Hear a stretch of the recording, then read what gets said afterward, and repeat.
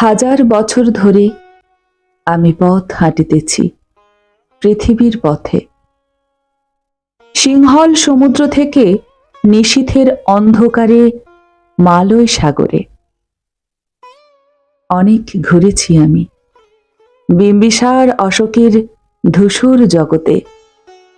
সেখানে ছিলাম আমি। আরো দূর অন্ধকারে বিদর্ভ নগরে। আমি ক্লান্ত প্রাণ এক, চারিদিকে জীবনের সমুদ্র সোফেন। আমারই দুদণ্ড শান্তি দিয়েছিল নাটোরের বনলতা সেন।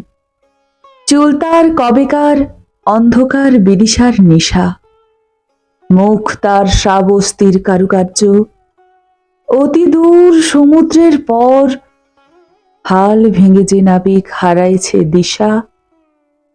সবুজ ঘাসের দেশ যখন সে চোখে দেখে দারুচিনি দ্বীপের ভিতর, তেমনি দেখেছি তারে অন্ধকারে।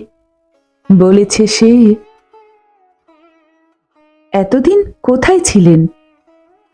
পাখির নীড়ের মতো চোখ তোলে নাটোরের বনলতা সেন।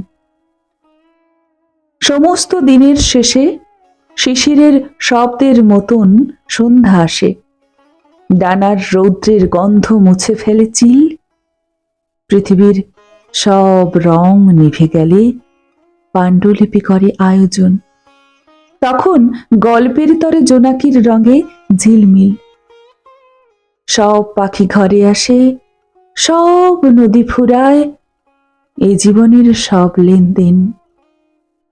থাকে শুধু অন্ধকার মুখোমুখি বসিবার বনলতা সেন।